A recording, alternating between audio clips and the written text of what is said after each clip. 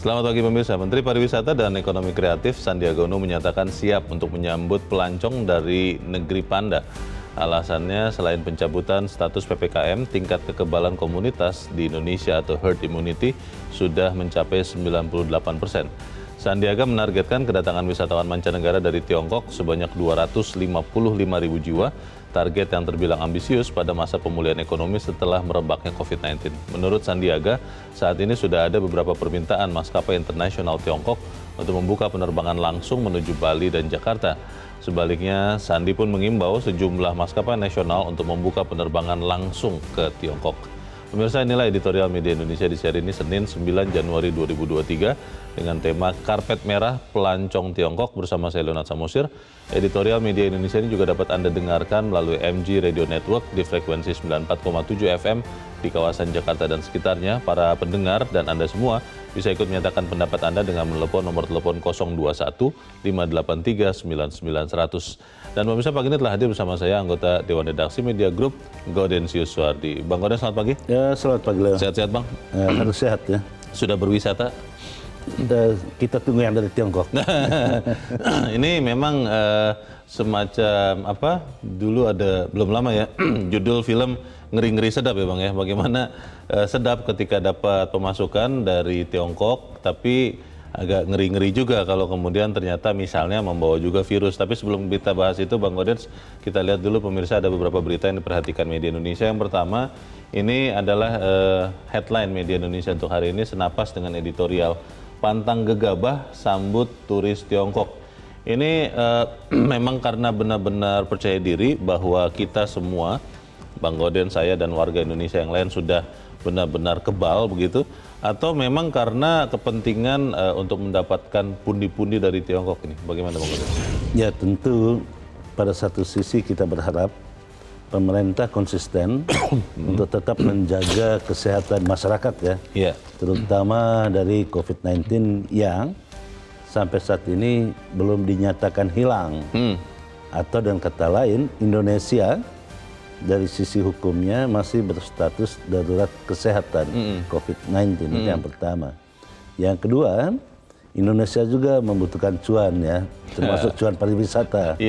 Salah satunya dari Tiongkok. Kalau kita lihat pada 2019 misalnya, kedatangan wisatawan paling tinggi itu tertinggi berasal dari Malaysia, yang kedua itu dari Tiongkok. Ketika warga Tiongkok sudah sekian lama, hampir 3 tahun ini terkurung di dalam negeri sendiri, tentu ada wisata pelampiasan. Mereka akan datang kemana saja, mereka sudah punya uang, ya itulah yang diharapkan oleh pemerintah Indonesia.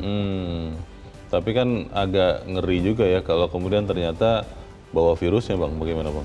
Ya, karena itu protokol kesehatan itu tetap dipatuhi. Memang sejak PPKM itu dicabut di akhir tahun lalu, tidak ada lagi screening kesehatan bagi wisatawan atau penumpang internasional yang masuk ke wilayah Indonesia. Itu yang mesti dihati-hati betul gitu ya. Itu nanti yang akan coba kita bahas di dalam editorial. Kita tinggalkan dulu sementara ini berita itu. Kita ke berita selanjutnya pemirsa dan Bang Gauden. Ini dari laga Piala AFF. Indonesia mengincar kemenangan di kandang Vietnam. Bisa tercapai apa tidak nih? Ini lawannya Vietnam dan di kandangnya nih Bang. Bagaimana Bang? Ya, kalau secara teori itu kan kalau sampai di Vietnam nanti hari ini ya, hasil akhirnya itu 0-0, tentu yang dicari itu kan apa, akan ada uji penalti ya. Adu penalti. Tetapi kalau 1-1 atau 2-2 atau berapapun skornya sama saja, kacamata gitu ya, itu artinya Indonesia menang karena yang dinilai itu gol tandang gitu ya. Bisa menggolkan di kandang lawan ya. Walaupun hasil akhirnya seri gitu. Apalagi kalau menang gitu kan. Tentu itu yang diharapkan, dan siapapun pemenangnya yang paling penting itu jangan pernah kalah sebelum bertanding ya. Itu pesannya. Kalau kita lihat kan Sintayong pelatih timnas Indonesia ini semangatnya luar biasa ya. Walaupun bukan orang Indonesia tapi pelatih ini luar biasa. Pemain tidak boleh kalah ya Bang Gauden. Ya, apalagi pelatih Vietnam itu juga berasal dari Korea Selatan ya. Oh. Sesama Korea Selatan yang menurut berbagai pemberitaan itu hubungan keduanya kurang harmonis ya. Oh, oke. Gitu. Jadi ada gengsi pelatih juga di sini. Iya, ada motivasi tambahan ya, ada motif tambahan untuk memenangkan Indonesia. Gitu. Oke, kita harapkan Indonesia benar-benar bisa menang supaya kita bisa juara ya. Kita doakan. Ada amin di situ, Bang Oden. Ya, kita aminkan harus ya. Menang ya. Oke. Kita tinggalkan itu, kita ke berita selanjutnya di halaman 2. Ini terkait dengan rangkaian pemilu. 8 partai solid tolak proporsional tertutup. Ditolak ini artinya sudah selesai pembicaraan soal proporsional tertutup atau memang masih ada kemungkinan bisa terjadi nih, Bang Oden? Ya, proporsional tertutup itu saat ini masih diujikan di Mahkamah Konstitusi, belum ada keputusan. Oke. Meski demikian, sikap 8 partai politik yang punya kursi di DPR ini menarik dibahas, tidak sekadar terkait dengan proporsional tertutup. Tetapi yang paling penting menurut saya, ini ada fenomena baru bahwa politik itu terkait dengan kepentingan itu sangat cair. Mereka yang bertemu dari 8 partai ini, itu ada yang berada di dalam koalisi pemerintahan, yang tidak masuk di dalam koalisi pemerintahan yang tidak ikut di dalam pertemuan 8 partai politik itu hanya PDIP. Sisanya ikut di dalam pertemuan itu. Dan yang lainnya adalah partai yang selama ini disebut sebagai oposisi. Itu artinya antara oposisi dan partai pendukung pemerintah itu sesungguhnya tidak ada jarak, semuanya bisa cair. Relasi itu tergantung kepentingan. Ini pemahaman seperti ini sangat penting karena jangan sampai ada pemahaman kalau misalnya antara partai koalisi pemerintah dan oposisi itu bersatu, dianggapnya sebagai melanggar etika politik. Ini hal yang terang benderang di dalam 8 partai yang solid ini. Ya lagi pula kan kalau kita lihat selama ini mungkin ini agak terlewatkan ya Bang Gaudens, bahwa sebetulnya di tingkat pusat dan di tingkat daerah saja bisa berbeda-beda kan konstelasi politiknya. Koalisi itu bisa jadi di pusat tidak berkoalisi, di daerah malah berkoalisi, kan itu sering terjadi. Ya betul sekali Leo. Dan yang paling penting itu Indonesia itu demokrasi Pancasila. Di dalam demokrasi Pancasila sejatinya tidak dikenal terminologi antara partai penguasa dan partai oposisi. Karena semuanya cair, di pusat itu bisa berbeda, tetapi di daerah bisa bersatu ya. Dan itu yang terlihat selama ini. Jadi salah besar kalau ada yang mengatakan bahwa ada etika politik yang dilanggar ketika yang disebut pendukung pemerintah dan partai oposisi itu bersatu gitu. Ya kalau kata anak muda ini Bang Gaudens, jangan baperan gitu. Jangan baperan lah. Ini kan semuanya bagian dari kompetisi yang bisa ganti-ganti anggota timnya, begitu Bang katanya Bang? Ya itu yang pertama. Yang kedua itu hendaknya memberikan pencerahan kepada masyarakat, jangan didasari pada kepentingan, karena itu sesungguhnya pendidikan politik. Tetap diingat bahwa partai politik itu didirikan menurut undang-undangnya itu, salah satunya itu adalah melakukan pendidikan politik. Pendidikan politik untuk tentunya kembali lagi mendewasakan bangsa, menyejahterakan bangsa. Soal kesejahteraan itu juga dipertanyakan atau dipikirkan oleh kita di editorial Bang Gaudens. Karpet merah pelancong Tiongkok ini kan dilematis ya menurut sebagian orang. Di satu sisi yang tadi Abang sudah katakan, kita ingin dapat pemasukan dari pariwisata, tapi di sisi yang lain juga ada resiko kita tertulari lagi COVID, terutama yang varian baru dari Tiongkok. Jalan tengahnya ini apa ini Bang? Ya jalan tengahnya itu ada dua ya minimal ya. Yang pertama itu untuk di dalam negeri tetap dipatuhi protokol kesehatan, dan yang paling penting itu tetap mengejar vaksinasi yang saat ini untuk vaksinasi ketiga saja masih tertatih-tatih ya. Yang kedua belum sepenuhnya. Itu yang pertama. Yang kedua tentu bagi yang baru datang dari luar negeri hendaknya perlu diingatkan terus-menerus untuk mematuhi protokol kesehatan, walaupun Indonesia tidak lagi mengenal misalnya harus ada isolasi seperti yang diberlakukan oleh sejumlah negara terhadap warga Tiongkok. Indonesia tidak menganut kebijakan seperti itu. Pertanyaan besarnya Bang, kalau memang tidak ada filter, ya katakan filter begitu ya, lalu bagaimana kita bisa memastikan virusnya tidak terbawa lagi masuk ke Indonesia? Kita akan bahas itu Bang Gaudens. Inilah editorial Media Indonesia untuk hari ini, Senin 9 Januari 2023, karpet merah pelancong Tiongkok.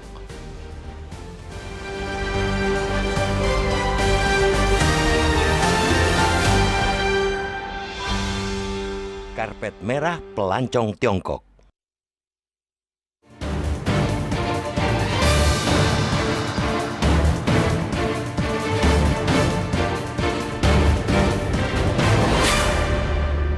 Indonesia benar-benar tancap gas untuk memulihkan perekonomian nasional pasca pandemi COVID-19. Setelah mencabut pemberlakuan pembatasan kegiatan masyarakat atau PPKM, pemerintah membuka seluas-luasnya kedatangan warga yang datang dari Tiongkok ke tanah air. Padahal, perang melawan pajebluk di negeri tirai bambu itu belum selesai. Bahkan varian baru COVID-19, BF7, sedang menggila. Sebuah varian yang diduga bisa menembus kekebalan tubuh manusia. Melihat fakta tersebut, tidak mengherankan bila sebanyak 16 negara mengetatkan kedatangan warga dari Tiongkok, yakni mewajibkan mereka menjalani tes PCR. Mereka tak mau kecolongan bila warga dari negeri Xi Jinping itu diberikan karpet merah.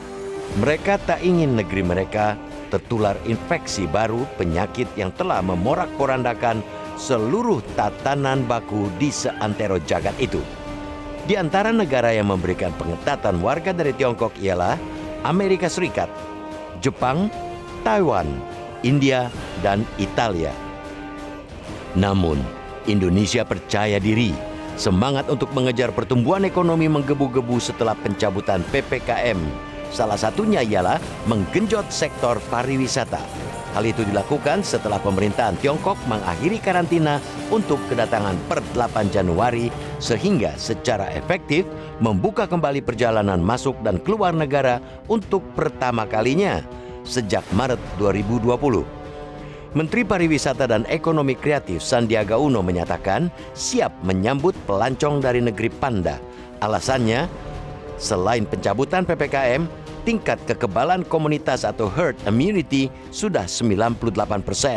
Sandiaga menargetkan kedatangan wisatawan mancanegara dari Tiongkok sebanyak 253.000 jiwa.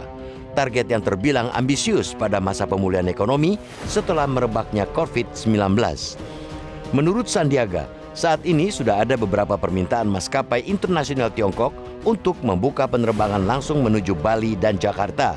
Sebaliknya, dia pun mengimbau kepada sejumlah maskapai nasional untuk membuka penerbangan langsung ke Tiongkok. Pelancong dari Tiongkok memang memberikan kontribusi besar terhadap pariwisata Indonesia. Data Badan Pusat Statistik atau BPS menunjukkan jumlah wisman asal Tiongkok dan Hong Kong sebelum pandemi COVID-19 menyentuh 2,07 juta pada 2019. Namun, setelah pandemi menerjang, kunjungan turis Tiongkok anjlok hingga 94.924 jiwa selama periode Januari-Oktober 2022. Meski pemerintah memberikan gaspol untuk pemulihan ekonomi, termasuk pariwisata, kondisi kesehatan masyarakat harus dijaga. Pasalnya, vaksin penguat atau booster masih jauh dari target yang dicanangkan. Data jumlah penduduk Indonesia yang telah mendapatkan vaksin booster per Jumat 6 Januari 2023 tercatat 68,72 juta dosis. Jumlah itu hanya mencapai 29,29% dari target vaksinasi COVID-19 nasional. Sementara itu, target vaksinasi COVID-19 nasional sebanyak 234,66 juta dosis. Di sisi lain, Organisasi Kesehatan Dunia atau WHO menyatakan data COVID-19 di Tiongkok tidak menggambarkan kondisi yang sebenarnya dengan jumlah pasien, jumlah yang dirawat di rumah sakit, dan angka kematian. Data WHO menyebutkan jumlah pasien COVID-19 di Tiongkok yang menjalani rawat inap hingga kematian pada akhir 2022 hingga 1 Januari 2023 terdapat kenaikan hampir 50%.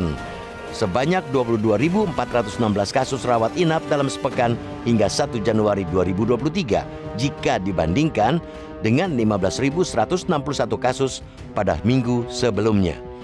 Pepatah bijak, sedia payung sebelum hujan, belum basi. Pepatah dari nenek moyang yang mengajarkan kita untuk selalu menjaga kewaspadaan sembari mengantisipasi berbagai hal buruk yang akan terjadi. Terlebih COVID-19 belum benar-benar musnah dari bumi pertiwi. Kedatangan pelancong dari Tiongkok tetap kita sambut dengan ramah sebagai tuan rumah yang baik. Namun, di sisi lain, kewaspadaan jangan terlindas oleh bejibunnya pundi-pundi pariwisata nasional. Ingat, keselamatan rakyat ialah hukum tertinggi.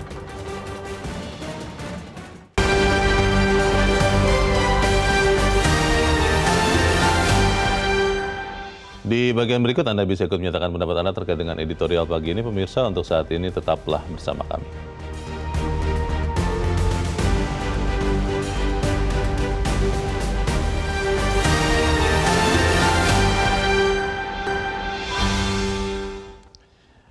Terima kasih pemirsa, masih bersama kami di Editorial Media Indonesia. Dan sebelum kita berdiskusi, Bang Godin, kita mau bertanya dulu. Kita sudah tersambung lewat saluran telepon dengan Direktur Pasca Sarjana Universitas Yarsi, Profesor Chandra Yoga Aditama. Prof. Chandra, selamat pagi. Selamat pagi, Bang Leo.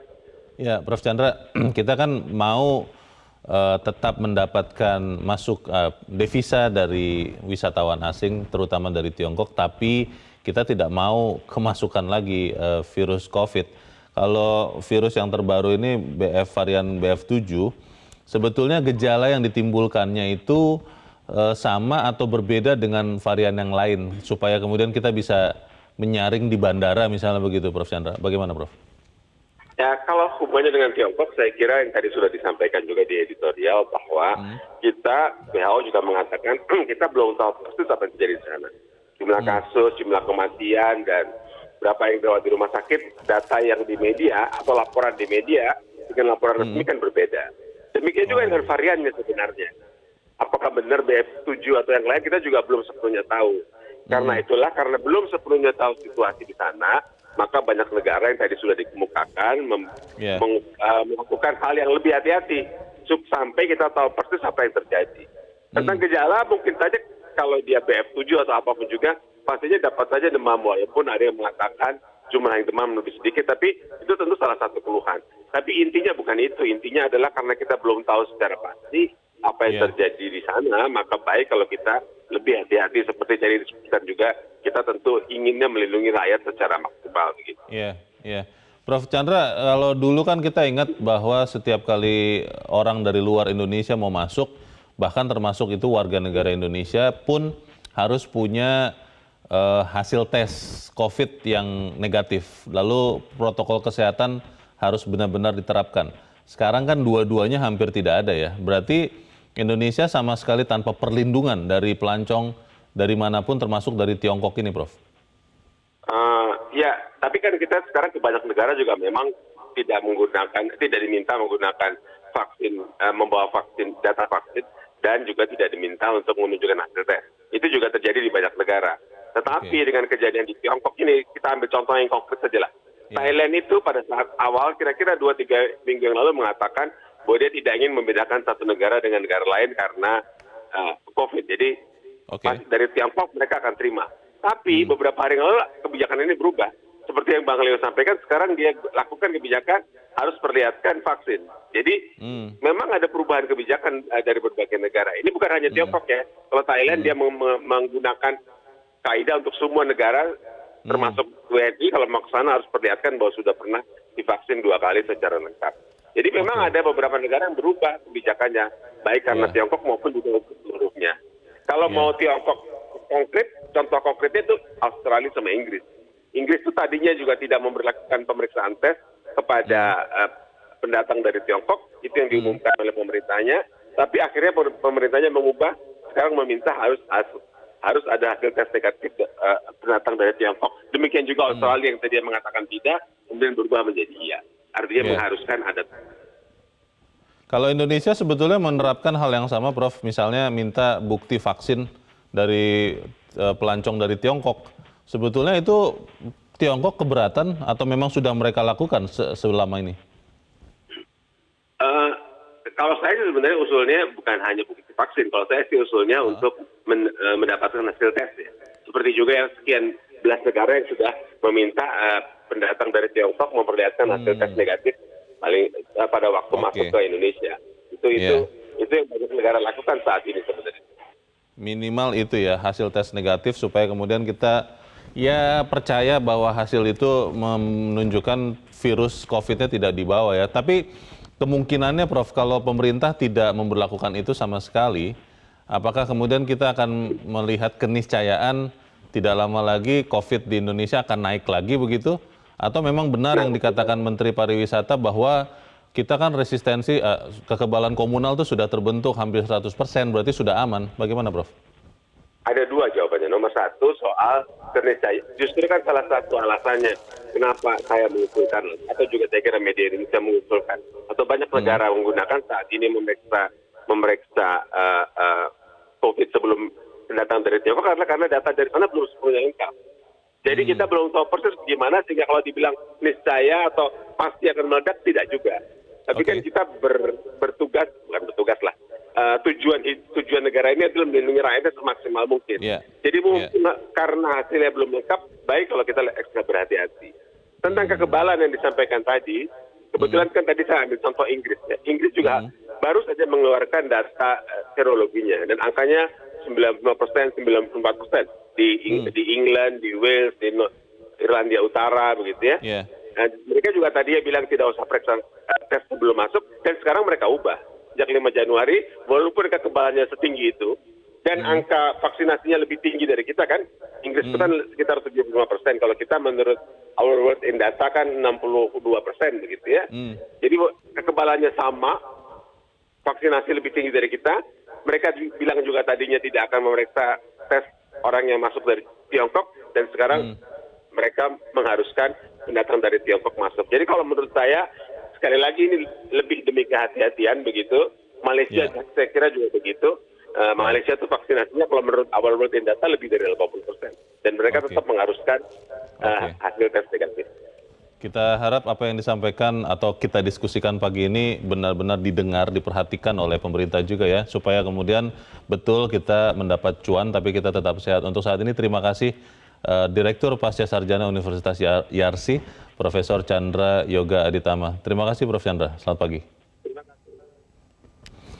Pertanyaannya kan itu, Bang Gaudian, salus populi prima lex esto, keselamatan warga negara hukum tertinggi, itu sekarang masih berlaku dalam kasus wisatawan dari Tiongkok, atau memang itu jadi harus mengalah nomor 2? Ya sebetulnya sih tetap berlaku sampai kapanpun. Kalau kita lihat sekarang ini kebijakannya itu setelah rem gas, sekarang ini kan gas rem. Ya, gas dulu ya? Gas dulu, dibuka selebar-lebarnya wisatawan masuk. Tentu kalau di kemudian hari ditemukan persoalan baru, pasti akan direm gitu.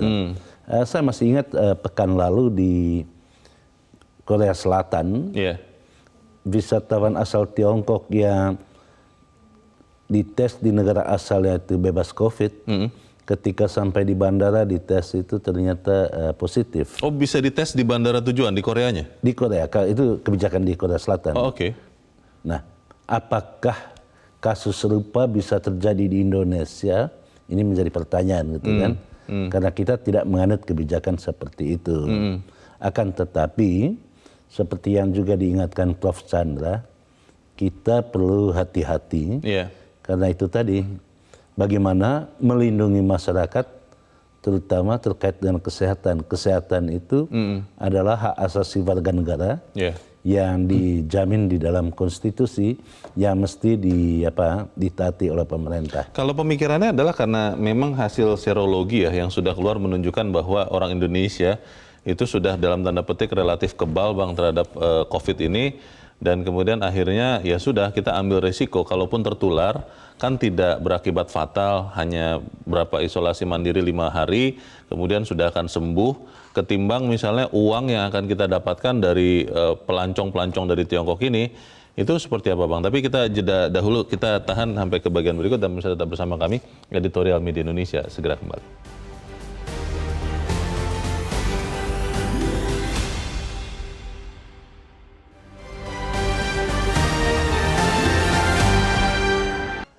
Terima kasih pemirsa, Anda masih bersama kami di Editorial Media Indonesia dan kita kali ini akan mendengarkan dulu Bang Oden sebelum kita lanjutkan diskusi pendapat dari pemirsa Metro TV. Kita sudah terhubung dengan pemirsa Metro TV di Jakarta, ada Ibu Ong Mei Hua. Ibu Ong, selamat pagi. Selamat pagi Bang Leo, selamat pagi Bang Golden. Selamat pagi Ibu Ong. Assalamualaikum warahmatullahi wabarakatuh. Waalaikumsalam. Bagaimana Ibu Ong, karpet merah pelancong Tiongkok yang mana nih yang mau kita dahulukan sekarang? Devisa masuk atau tetap sehat? Atau memang bisa dua-duanya? Bagaimana Bu? Ya, bisa dua-duanya Bang Leo. Devisa masuk meningkatkan agar ekonomi kita meningkat. Dan kesehatan juga kita perhatikan. Karena bagaimanapun pelancong ini yang kita khawatirkan membawa dampak virus varian baru. Jangan sampai Bang, kita sudah PPKM dicabut. Lalu nanti tiba-tiba muncul varian baru. Jangan sampai kita doakan semoga tidak terjadi. Lalu devisa, bagaimana Bang? Caranya bagaimana Bu untuk bisa tetap mendapatkan uang, tapi kita juga tetap meningkatkan kesehatan? Kalau konkretnya kan misalnya pemerintah Indonesia meminta hasil negatif tes dari Tiongkok misalnya begitu. Tapi kan para pelaku pariwisata mengatakan ini bisa membuat wisatawan Tiongkok tidak berminat masuk ke Indonesia karena merasa dipersulit. Bagaimana Ibu Ong? Iya, jadi mereka kan di Tiongkoknya sana kan sudah dites bahwa negatif. Yang terjadi di Korea, lalu dites balik ternyata positif. Nah semoga nanti kalau hasil PCR-nya di Indonesia negatif, ya aman lah Bang. Tetapi, masalahnya Bu, kan sekarang sudah tidak ada tes lagi Bu di Indonesia. Dan juga Indonesia tidak meminta hasil tes dari Tiongkok. Itu bagaimana itu Bu? Iya, tetap Bang Leo, prokes, isolasi, segala itu tetap kita perhatikan. Karena jangan sampai kita kelolosan Bang. Baik. Nah nanti kan WHO sendiri mengatakan bahwa sekarang sudah virus COVID sudah mereda. Nah inilah kita di bidang pariwisata kita membutuhkan sampai Menteri Sandiaga Uno membuka penerbangan maskapai langsung ke China. Ya semoga saja Bang, devisa ini meningkat, penyakit tidak tertularkan kepada masyarakat kita dan rakyat Indonesia sudah mempunyai kebal virus. Itu kan Bang. Semoga saja kita perhatikan kalau memang belum booster masyarakat harus menjalankan meningkatkan booster vaksinasi. Baik. Iya Bang. Terima kasih Bang. Assalamualaikum warahmatullahi wabarakatuh. Waalaikumsalam. Terima kasih Ibu Ong Mei Hua di Jakarta. Di belakang Ibu Ong Mei Hua ada Ibu Indra di Cirebon, Jawa Barat. Ibu Indra, selamat pagi. Selamat pagi Bung Leonard Samosir dan Bung Golden Suhardi. Assalamualaikum warahmatullahi wabarakatuh, Metro TV. Waalaikumsalam warahmatullahi wabarakatuh. Bagaimana Ibu Indra, ini harus memilih yang mana mau didahulukan atau bisa sama-sama? Kalau saya berpikir sebetulnya kalau dimintakan hasil tes COVID mungkin juga tidak mengurangi minat turis Tiongkok. Tapi kalau menurut Ibu Indra bagaimana? Ya, kita itu seperti Indonesia terkendali COVID-19-nya karena kita bekerja dengan indah. Bekerja dengan indah itu ya sesuai aturan. Nah, dalam tadi dikatakan masyarakat itu harus terlindungi ya, itu nomor satu paling tinggi. Nah, kita kan sedang menuju transformasi kesehatan nasional. Jadi untuk mengintegrasikan dan standarisasi aturan ini harus jelas. Kalau Uni Eropa kan melakukan semua penumpang yang meninggalkan Cina harus negatif COVID-19 Harus ada tesnya, 48 hasil jam tesnya. sebelum. Oke. Ya, nah kita bisa belajar dari situ. Kita terapkan juga, orang lain bisa, kenapa kita tidak? Sehingga kalau ada pelanggaran itu jelas sekali di mana salahnya begitu. Nah, karena kalau perlu semua, jangan dari Cina aja, orang yang masuk ke Indonesia itu ya harus negatif COVID-19. Bung Leo, kalau aturan ini tidak dipatuhi, saya khawatir alih-alih kita ingin pemasukan, nanti malah kita mengeluarkan biaya penanggulangan penularan COVID. Itu yang kita harus perhatikan. Terima kasih. Assalamualaikum warahmatullahi wabarakatuh. Terima kasih Bu Indra. Waalaikumsalam dari Cirebon, Jawa Barat. Selamat pagi. Di belakang Ibu Indra ada Pak Tasrik Usman di Banjarmasin, Kalimantan Selatan. Pak Tasrik, selamat pagi. Selamat pagi Mas Leo, selamat pagi Bang Gaudensius. Selamat pagi Pak Tasrik. Bagaimana Pak pendapat Anda Pak? Silakan Pak. Ya, dengan dibukanya karpet merah bagi pelancong dari Tiongkok, kemudian target pemerintah itu adalah 253.000 wisatawan yang bisa masuk ke Indonesia. Itu menurut hemat saya target itu terlalu ambisius ya. Karena kita di Indonesia belum dinyatakan bebas daripada pandemi. COVID. Yang kedua, Badan WHO mengingatkan kita seluruh Indonesia tetap waspada. Saya paham pemerintah ingin ada menggenjot devisa negara dari sektor pariwisata, tapi juga jangan terlalu gegabah, takabur, tetap waspada kita. Karena kalau saya melihat syarat mereka masuk itu tidak ada pemeriksaan tes kesehatan negatif. Ya, saya berharap cara solusinya ketika mereka masuk tetap harus ada syarat prokes ke Indonesia, yaitu minimal dia bebas atau negatif dari COVID.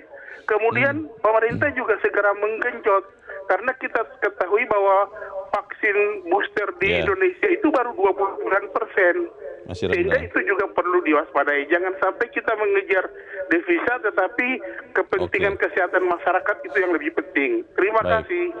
Terima kasih Pak Tasrik Usman di Banjarmasin, Kalimantan Selatan untuk pendapat Anda Pak. Selamat pagi. Kalau melihat dari pemirsa kita, Bang Gaudens kan berani ya untuk memutuskan bahwa memang kan kalau pelaku pariwisata mengatakan begini Bang Gaudens, kalau nanti ada tes lagi atau ada semacam peduli lindungi untuk menunjukkan hasil negatif COVID, dikhawatirkan itu mengurangi minat wisatawan Tiongkok untuk datang ke Indonesia. Tapi kalau melihat dari pemirsa kan mengatakan ya keselamatan itu tetap nomor satu. Bagaimana Bang? Ya, memperlihatkan bahwa relasi antara dua negara ini memang sangat menarik ya. Dari sisi kepentingan Indonesia, tentu saja Tiongkok itu sesuatu gitu ya. Relasi antara G2G maupun B2B itu kan sangat bagus ya. Investasi Tiongkok itu begitu besar. Yang kita harapkan itu di luar investasi, juga dari sisi warga Tiongkoknya dalam kerangka pariwisata. Betul. Nah, kita berharap relasi yang bagus ini tidak harus menutup mata terhadap persoalan kesehatan yang saat ini masih menjadi perhatian di Tiongkok sendiri. Walaupun mulai tanggal 8 Januari, Tiongkok memberlakukan warganya bebas berjalan keluar Tiongkok gitu. Nah, ini kan tergantung dari negara yang dikunjungi, negara tujuan. Indonesia sebagai negara tujuan memperlakukan berbeda terhadap dengan negara-negara lain seperti tadi yang disebut Inggris, Korea Selatan dan beberapa negara lain termasuk Amerika. Di negara-negara itu memang ada filter yang cukup ketat ya untuk warga Tiongkok karena memang dipahami di Tiongkok belum baik-baik saja COVID-19 ini. Indonesia membuka diri, termasuk beberapa negara di ASEAN membuka diri karena memang ada kepentingan ya tadi itu cuan, kepentingan devisa ya cuan ya. Itu. Pertanyaannya Bang begini Bang, saya hanya khawatir kita ini kan di bulan Januari ya, kalau kita ingat tahun lalu itu varian Omikron itu mirip-mirip sekarang ini, terjadinya Januari akhir kemudian merebaknya di bulan Februari. Waktu itu kita juga tidak mengira varian itu akan ada. Kalau sekarang kita tenang-tenang saja menghadapi apa yang terjadi dari Tiongkok, tidak ada lagi filter tambahan, apakah kita akan bisa menemui itu atau kita saja nih yang terlalu ketakutan? Ada beberapa orang mengatakan, kamu paranoid, katanya begitu. Bagaimana Bang? Ya kalau kita melihat sejarahnya itu kan akhir Desember 2019 itu kan merebak corona di Tiongkok. Yeah. Indonesia pada saat itu masih yakin-yakin saja bahwa virus itu tidak akan masuk ke Indonesia. Yeah. Baru kita sadar bahwa virus itu masuk di Indonesia itu pada Maret Betul. 2020. Warga pertama dari Depok tuh ya? Ya, karena itu Presiden langsung mengumumkan dan Indonesia menyatakan diri sebagai darurat kesehatan. Nah, dari 2020 sampai sekarang, memang penanganan COVID kita itu diakui oleh dunia salah satu yang terbaik. Kita jangan membanggakan diri dengan pengakuan itu, tetapi kita harus terus membuktikan bahwa kita tidak pernah lengah gitu ya. Walaupun saat ini mulai tanggal 8 ini kan Indonesia memproklamasikan dirinya untuk menerima sebanyak-banyaknya warga Tiongkok yang mau berkunjung ke Indonesia. Tetapi kita ingatkan juga pemerintah jangan sampai dengan arus masuk yang begitu bebasnya tanpa ada filter justru menimbulkan masalah baru. Tadi Ibu Indra tadi katakan jangan sampai pendapatan yang diperoleh dari pariwisata itu justru tidak sebanding dengan penanganan kesehatan yang mungkin bakal timbul gitu. Tapi kesannya jadi seperti yang tadi saya bilang Bang Gaudens, ketika kita mengingatkan lagi seperti ini, terkesan bahwa kita ini terlalu paranoid, terlalu ketakutan. Lalu yang kedua, ini tidak mendorong nih, tidak menunjang pertumbuhan ekonomi. Kan kita butuh memulihkan keadaan, kita butuh memajukan ekonomi untuk rakyat. Nanti terkesannya seperti itu Bang, bagaimana Bang? Ya barangkali yang menjadi persoalan dan mungkin ini yang perlu dipertimbangkan oleh pemerintah. Mestinya ketika berbicara tentang kesehatan itu, Menteri Kesehatan yang berada di depan. Ini kan seakan-akan berbicara pariwisata, pada persoalan utama itu persoalan COVID gitu kan. Bukan persoalan pariwisatanya. Pariwisata sepanjang tidak ada persoalan di tingkat domestik maupun global, tidak ada persoalan. Tetapi pertanyaannya mengapa bukan Menteri Pariwisata, Menteri Kesehatan berada paling depan untuk berbicara tentang memberikan jaminan keamanan terkait dengan COVID-19 yang saat ini belum baik-baik saja di Tiongkok. Nah, mungkin logika seperti ini atau kedepannya perlu dipikirkan siapa menteri yang mesti ditampilkan berbicara kepada publik sesuai kompetensi dan persoalan yang dihadapi gitu. Atau memang jangan-jangan karena yang di depan adalah Menteri Pariwisata, akhirnya memang keselamatan itu harus istirahat dulu di posisi kedua Bang. Jadi yang memang di depan adalah potensi devisa dari pariwisata. Kenapa itu akhirnya Menteri Pariwisata yang bicara? Kita harus jeda dahulu Bang Gaudens, tetap bersama kami. Editorial Media Indonesia segera kembali.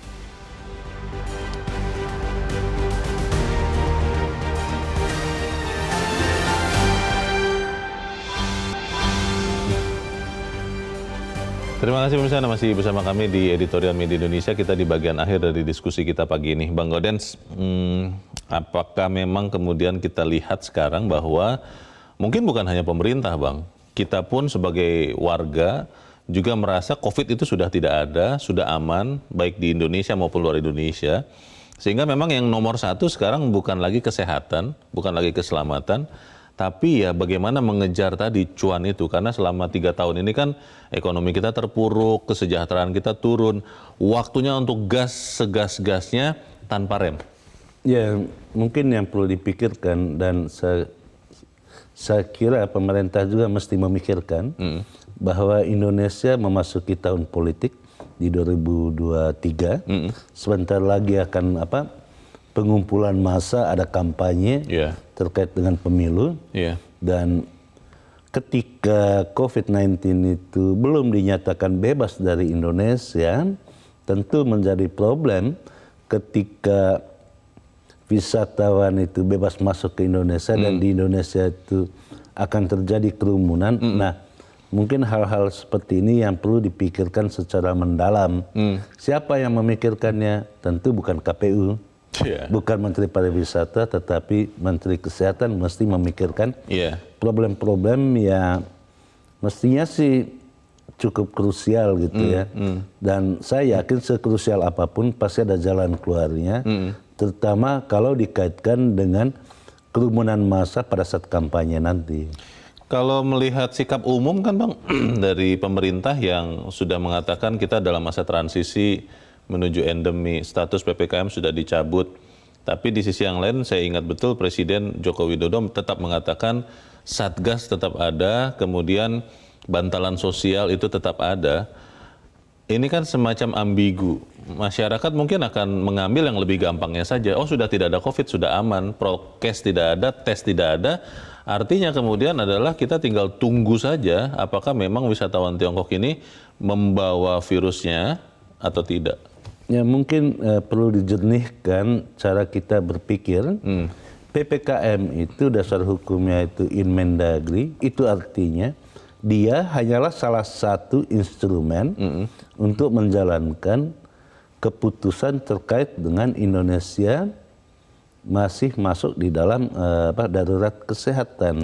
Nah, darurat kesehatan itu menjadi pokok dan saat ini masih berlaku keputusan Presiden yang ditetapkan pada 2020. Itu artinya sebelum Kepres tentang darurat kesehatan itu dicabut, Indonesia secara resmi masih dinyatakan sebagai berada dalam posisi darurat kesehatan. Karena itu persoalan kesehatan tetap menjadi persoalan urgen yang mestinya masuk di setiap benak pembantu Presiden. Salah satunya yang terkait dengan pariwisata. Kita katakan boleh membentang karpet merah, tetapi jangan gegabah. Perlu dipertimbangkan. Kalau misalnya dalam 1 minggu ke depan akan terjadi persoalan-persoalan yang terkait dengan kehadiran wisatawan asing, tentu bukan cuma orang-orang dari Tiongkok.